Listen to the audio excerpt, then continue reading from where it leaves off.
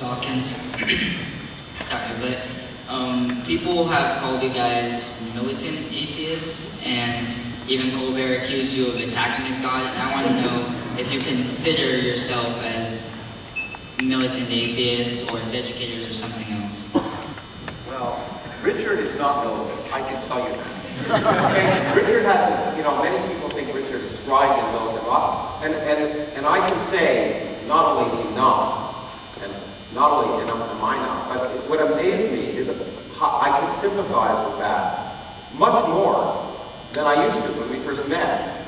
After my last book came out, where I just asked the question, could we make a universe without God? How much do we know? Is it possible? And just asking the question immediately put me in the same camp. I became a militant, striving atheist just for asking questions. And so I think that word is used for some reason. Asking a question when it comes to God makes you militant, and it's offensive, it's wrong, and it's not true. And Richard gets a bad rap, in my opinion. It is true that when the Archbishop of Canterbury is introduced, he's never introduced as militant, strident Archbishop of Canterbury. Asymmetry in the use of a word. Yeah, in fact, if you're a fervent believer, you're fervent, right? You're strong. It reminds me of when I grew up in Canada. It talked about the difference between football and baseball. The words, tackle versus goal. And it's that way with every adjective that's used to apply to believers is a positive one, and every adjective that's used to apply to even not just non-believers, but people who question is a negative one, and it's something we have to try to overcome. But I think it is true that our whole civilization has got so used to religion getting a free ride that you just don't criticize it.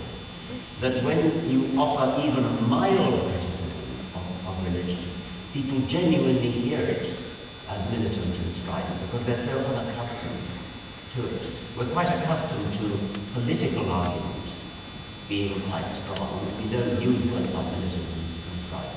But it's because we've all got so used to the idea that we just don't criticize religion. It's sort of impolite. If you criticize or even question, as the Lord says, even question somebody's religion, it's as though you said they've got an ugly face or something. Identify with it personally, so it sounds worse than it actually is.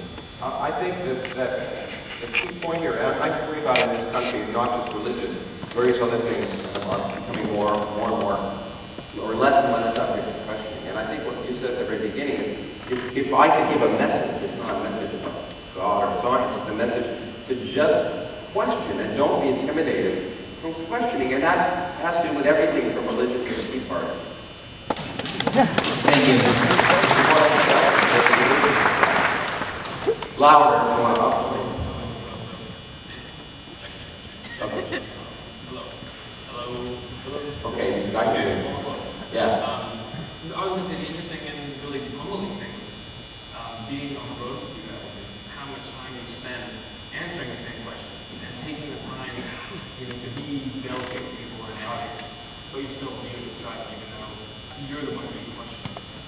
There was a scene, I don't know if it was in the original version of the movie, but there was that when we were in Canberra and that girl started crying, and it was a long scene. We couldn't get in the movie, but and we got her to come back and the audience talk.